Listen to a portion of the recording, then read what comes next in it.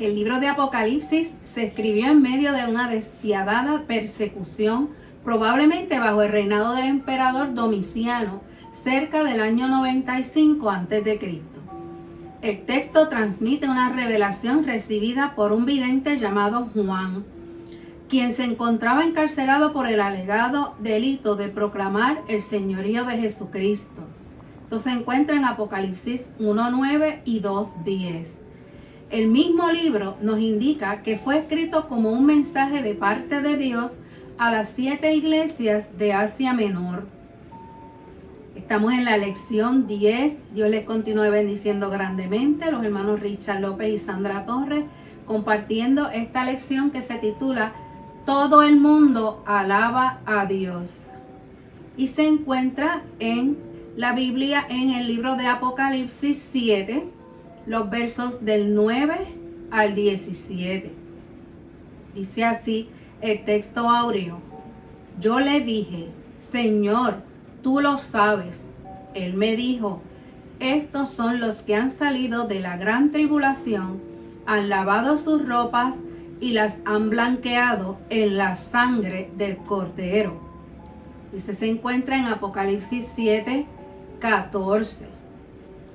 3 objetivos contiene esta lección y el primero es exhortar a la comunidad de fe a confiar en Dios, que Dios está en control, no importa las circunstancias.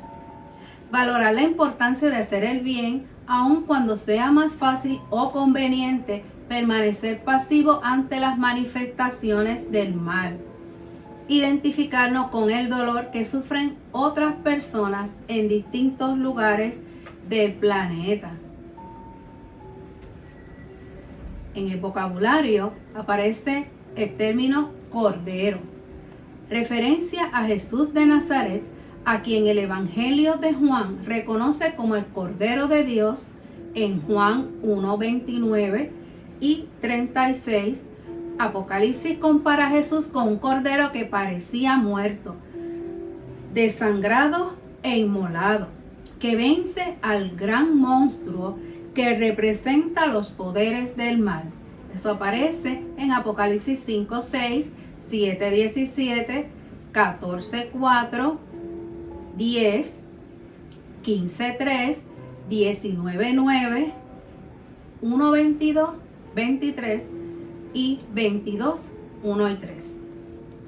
También aparece la frase 4 seres vivientes. Seres espirituales que representan al mundo creado, como podemos ver en Apocalipsis 4, 6 al 9. Estos seres alaban a Dios, lo que implica que toda la creación adora a Dios. También aparece tabernáculo, y los que lo puedan ver en las pantallas van a ver una representación de lo que era el tabernáculo, la tienda que servía como templo ambulante durante la peregrinación por el desierto. Metafóricamente representa la presencia de Dios. Pasemos a la Biblia en Apocalipsis 7, comenzamos a leer desde el 9. Dice así la palabra del Señor, en el nombre del Padre, del Hijo y del Espíritu Santo. Amén. Después de esto, miré y vi una gran multitud de todas las naciones, razas, lenguas y pueblos. Estaban en pie delante del trono y delante del Cordero, y eran tantos que nadie podía contarlos. Iban vestidos de blanco y llevaban palmas en las manos. Todos gritaban con fuerte voz: la salvación se debe a nuestro Dios, que está sentado en el trono, y al Cordero. Y todos los ángeles estaban en pie alrededor del trono, y de los ancianos y de los 4 seres vivientes, y se inclinaron delante del trono hasta tocar el suelo con la frente, y adoraron a Dios, diciendo: Amén. La alabanza, la gloria, la sabiduría, la gratitud, el honor, el poder y la fuerza sean dados a nuestro Dios por todos los siglos. Amén. Entonces, uno de los ancianos me preguntó: ¿quiénes son estos que están vestidos de blanco y de dónde han venido? Tú lo sabes, Señor, le contesté. Y él me contestó: estos son los que han pasado por la gran tribulación, los que han lavado sus ropas y las han blanqueado en la sangre del Cordero. Por eso están delante del trono de Dios, y día y noche le sirven en su templo. El que está sentado en el trono los protegerá con su presencia. Ya no sufrirán hambre ni sed, ni los quemará el sol, ni el calor los molestará. Porque el Cordero que está en medio del trono será su pastor y los guiará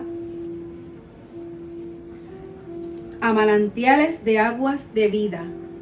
Y Dios secará toda lágrima de sus ojos. Aleluya, aleluya. Gracias, Señor, por tu palabra. En estos momentos, el hermano Richard López con la exposición de la misma. No se separen. Dios los bendiga.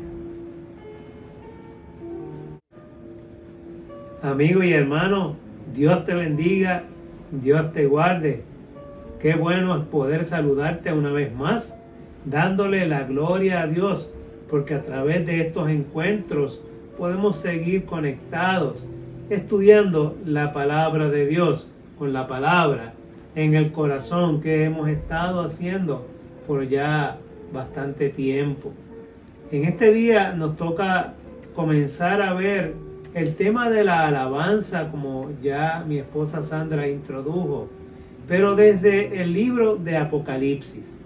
Es interesante porque el libro de Apocalipsis es un libro que ha sido por mucho tiempo interpretado o mal interpretado por muchas personas, tratando de señalar acontecimientos futuros de desastres, de innumerables catástrofes mundiales.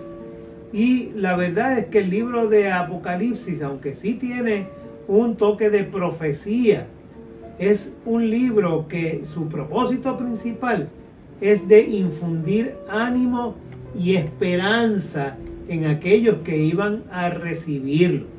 Y es sumamente importante que entendamos que, como es el tema central de la lección para este día, Dios tiene el control en medio de todas las circunstancias.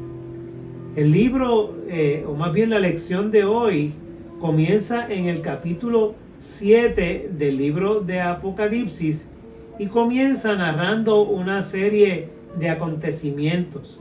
Pero esto sucede luego de que desde el capítulo 1 hasta el capítulo 6 ya el Señor le ha estado declarando a el vidente Juan, como muy bien el propio libro lo identifica, una serie de sucesos allá, sucesos cósmicos, a sucesos que se dan a nivel del reino de los cielos. Comienza con sobre todo presentando a Jesús como el Cordero, como el Rey que está sentado a la diestra junto al Padre, y allí es presentado como el Rey victorioso y no solamente como el Cordero que murió, sino ya el libro de Apocalipsis lo presenta como el Rey triunfante. Y eso es importante, ese detalle, entender sobre todo que la presentación de Jesús es la de un triunfador aquí en el libro de Apocalipsis. También se ha dado el mensaje para cada una de las 7 iglesias del Asia Menor, que son 7 representando lo que es el número de la perfección. Y en el libro de Apocalipsis representa a toda la iglesia que en ese momento era conocida y que principalmente se habían asentado y se habían desarrollado en todas estas ciudades del Asia Menor. pero realmente el mensaje va dirigido a toda la iglesia cristiana joven que estaba desarrollándose cerca ya del año 100 después de Cristo. Así que estamos viendo a la altura del capítulo 7 una narración donde comienza la intervención de 5 ángeles. Estos 5 ángeles, según narra el libro de Apocalipsis, son los que protegen el mundo. Juan, que es el vidente que está escuchando, está escribiendo lo que ve, mira y ve que el número de las personas que están allí reunidas o selladas, marcadas ya delante del trono del Señor, y menciona un número. Dice son 144,000. Y uno se pregunta, bueno, y Juan las contó una a una para llegar a ese número. Pero estamos hablando de un número simbólico. Recuerden que tanto en el Antiguo Testamento como en el Nuevo Testamento estamos hablando de simbolismo. O sea, la numerología bíblica establece simbolismos que representan algo para aquellos que conocían. Cuando nosotros estudiamos los escritos apocalípticos, y de los cuales Israel conocía muy bien porque había varios escritores de Apocalipsis, y ahí nosotros tenemos Daniel, y tenemos también a Ezequiel y a otros pasajes del Antiguo Testamento que establecen visiones apocalípticas. Esas visiones apocalípticas que tienden a utilizar símbolos e imágenes para representar un mensaje que el pueblo de Israel muy bien entendía. Y lo entendía por eso, a la luz de este año donde ya la persecución con la iglesia estaba bien fuerte, necesitaba el pueblo recibir ese mensaje de esperanza, pero a través de un vocabulario donde las autoridades romanas no identificaran de qué se trataba, y por eso el libro de Apocalipsis utiliza este lenguaje simbólico, este lenguaje de imágenes, a veces un poco grotescas, a veces un poco, diría, sacadas de películas de misterio, si uno se pone a pensar en ellas profundamente. Pero el mensaje que encierra es un mensaje amplio para la iglesia. Y este número de 144,000 que hemos mencionado es un número simbólico, representa a todo el pueblo de Dios. ¿Por qué? Porque el pueblo de Israel siempre se representaba desde el Antiguo Testamento como las 12 tribus de Israel.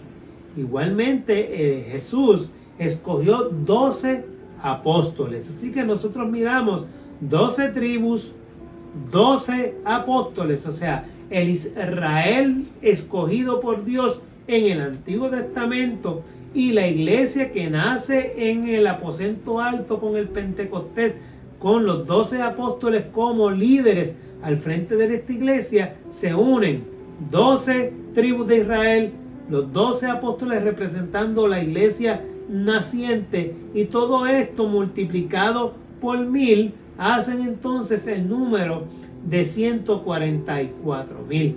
Y lo que representa, como hemos mencionado, las 12 tribus, más los 12 apóstoles y todos estos símbolos que encierra, de lo que estamos hablando es de la totalidad del pueblo de Dios. Aquellos que aceptaron a Jesús como Señor y Salvador, aún dentro del pueblo de Israel, ese pueblo escogido y llamado por Dios para que fuera el portavoz de este mensaje a las naciones, y a través de la iglesia cristiana, simbolizado en los 12 apóstoles, y así diseminado por todo el mundo y hasta el día de hoy, entonces nosotros podemos decir que ese número es parte de la iglesia, que es el pueblo de Dios en la eternidad. Es el pueblo de Dios escogido de todas las partes del mundo. Ese mensaje es sumamente importante, porque hay algunas sectas que plantean que el número es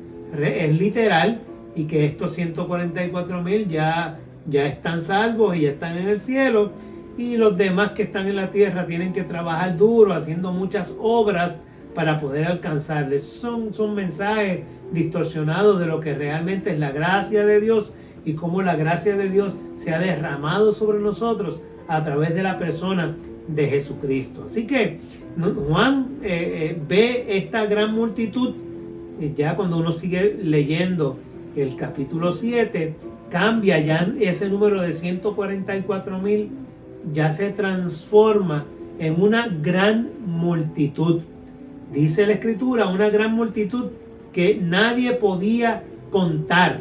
Y se añaden unos adjetivos, unas descripciones de todas las naciones y tribus y pueblos y lenguas que estaban delante del trono y en la presencia del Cordero, establece la Biblia. Así que, a diferencia de los versículos anteriores que hemos mencionado, que mencionaba, ¿verdad? Hablaba de un número específico de personas, aquí está hablando de una multitud de personas redimidas, grande, tan grande que es imposible contarlas. Así que Juan está viendo esta gran multitud, pero ve también algo interesante dentro de esa multitud, y es que la composición étnica, la composición racial de esa inmensa multitud es bien variada. O sea, las personas redimidas que está viendo Juan en esta visión provienen de todas las naciones, de todas las tribus, de todos los pueblos, de todas las lenguas. O sea, que vienen de todas partes del mundo.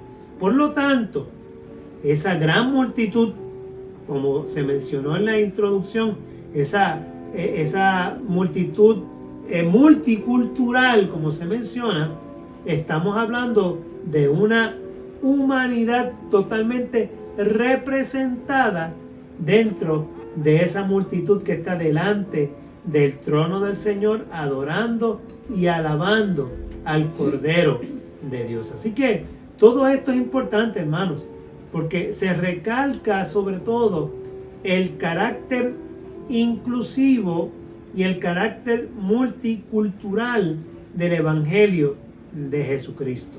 Así que lo que Juan está viendo, la imagen que Juan ve, es un gran milagro, o sea, una visión realmente portentosa, es que en los cielos, todos los cielos, es compatible, es congruente con una representación de todo el pueblo, toda la humanidad creada por Dios.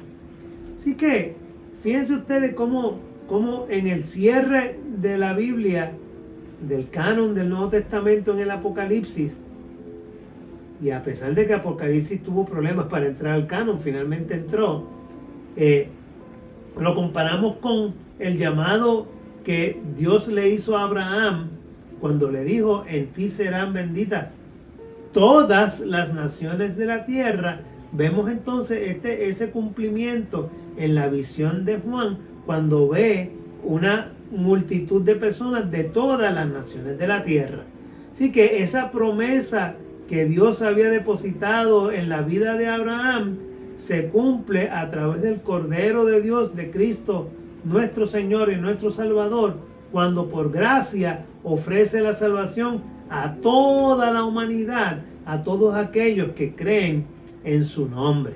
Así que Juan está mirando esa multitud, una visión del cielo donde todos los que están allí delante del trono han sido redimidos, salvados, han pasado, dice, por la gran tribulación y han lavado sus ropas en la sangre del Cordero, han creído en Cristo, o sea, Cristo, han hecho de Cristo su vida, y Cristo es el Señor de sus vidas que los guía día a día.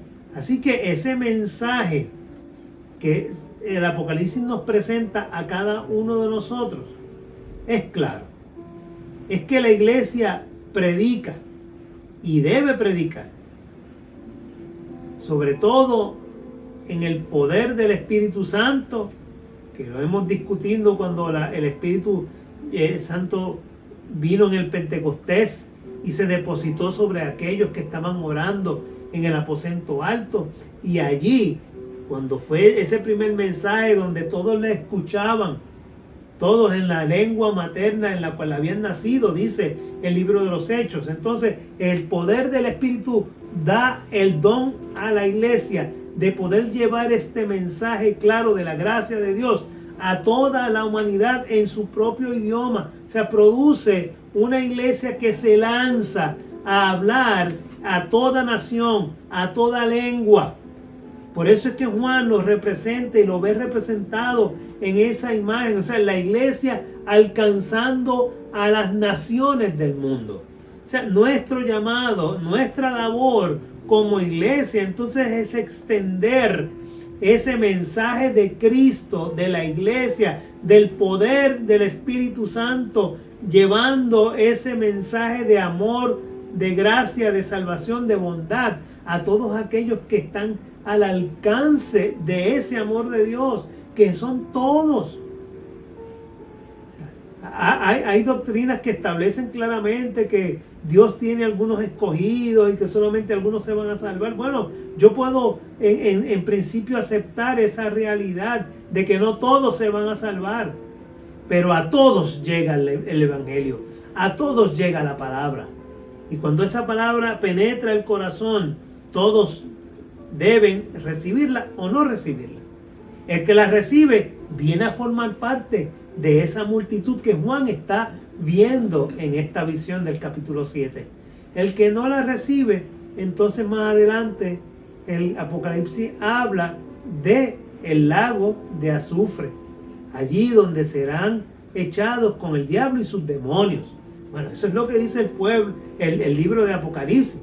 O sea, entonces hay dos pueblos, un pueblo redimido y uno que no. Y eso depende de qué lado tú quieres estar.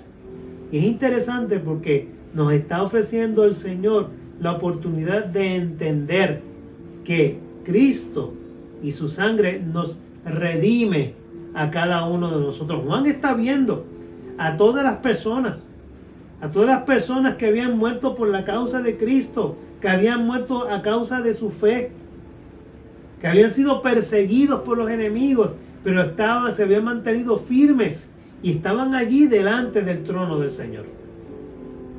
¿Y qué es lo que hace esta multitud? Alabar al Señor. La alabanza es la respuesta a esa gracia divina que proveyó salvación a la humanidad.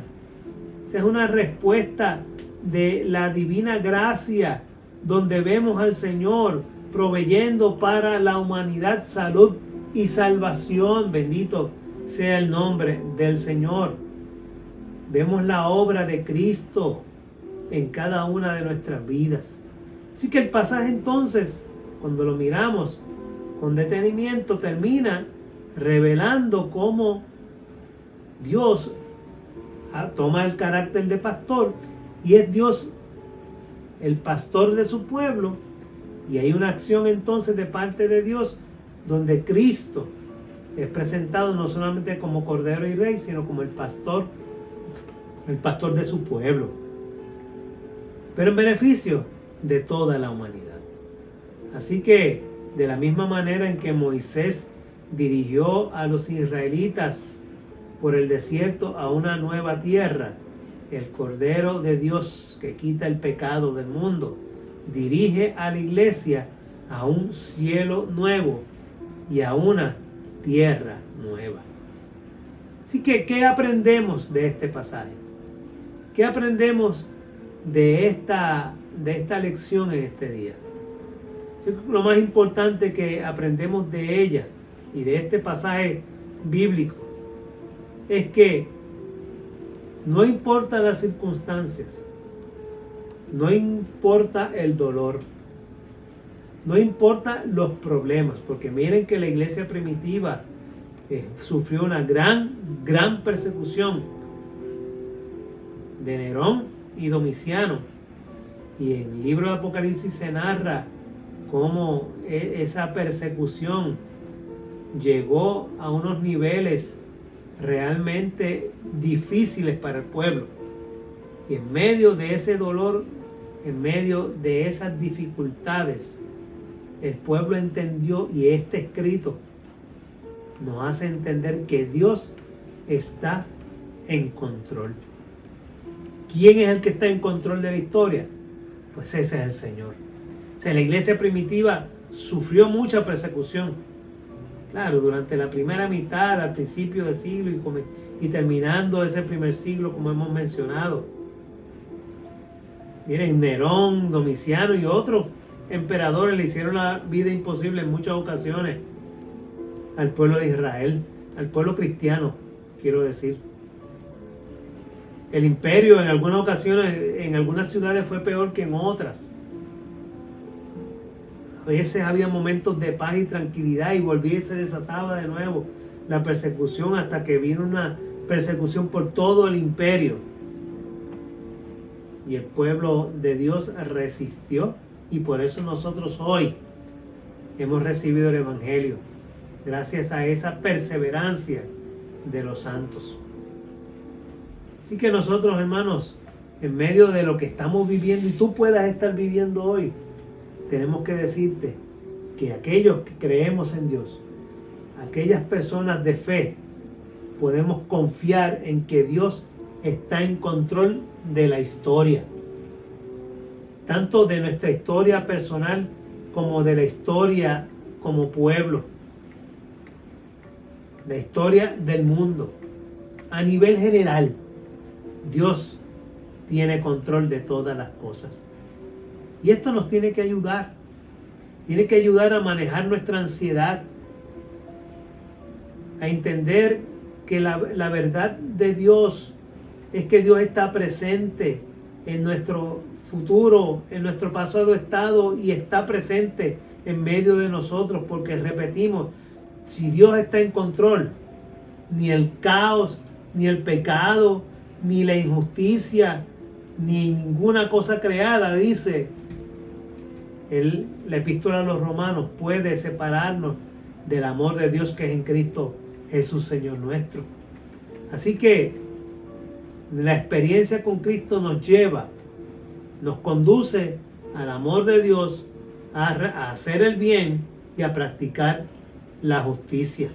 Así que el odio, el mal y la injusticia, pues miren, no tienen cabida. No pueden controlar la historia humana, no pueden controlar al ser humano.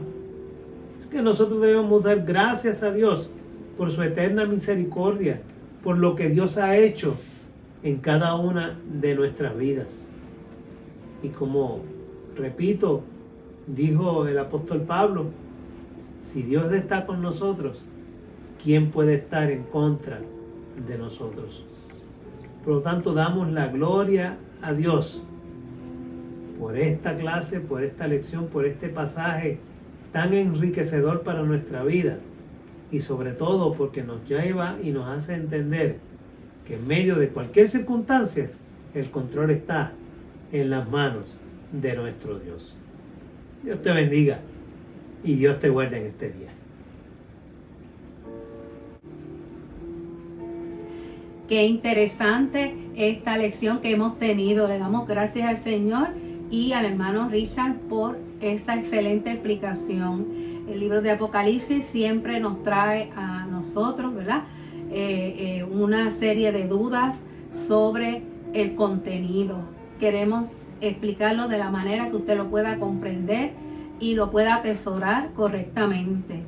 Esta lección tiene unas ideas principales, y la primera es que debemos exhortar a las personas de fe a confiar que Dios está en control de la historia, tanto de su historia, de mi historia, a nivel personal, como la del mundo y a nivel general. Dios está en control.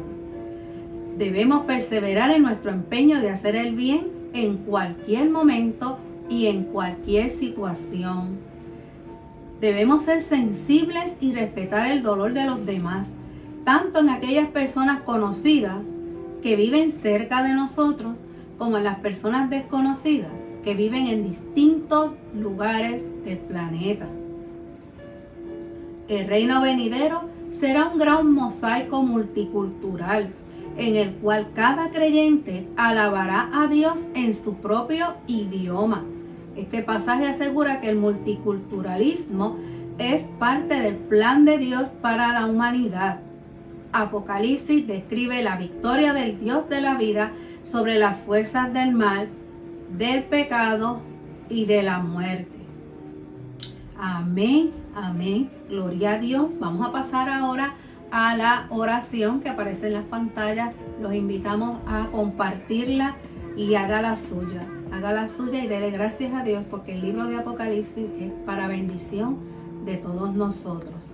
Oremos. Santo, santo, santo Dios, Señor, con autoridad y poder, te alabamos por todas tus bondades.